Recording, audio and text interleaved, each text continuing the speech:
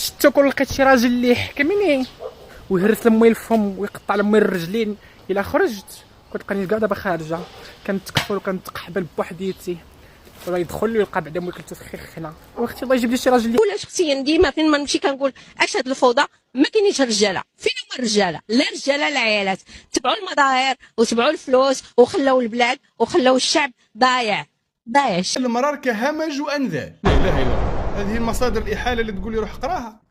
شيني قال كلام اكثر فحشا، قال عندهم سوء النيه وسوء الطبع، وقال هذا الشعب الجشع الفقير والمنحط ولا الذليل بسبب القمع، وقال عبيد لم يفعلوا شيء لاجل حريتهم، وقال غداره وما يثبتوش على العهد، وقال من بكر يحبوا العبوديه والخنوع، وقال ما همش متربيين، وقال ما يحبوش بعضاهم وما عندهمش حسن النيه، وقال لا تصاحبهم ولا تدير فيهم ثقه لانهم يحكمهم قانون واحد هو المصلحه. لا حول ولا قوه الا بالله. أخته نكره أخته.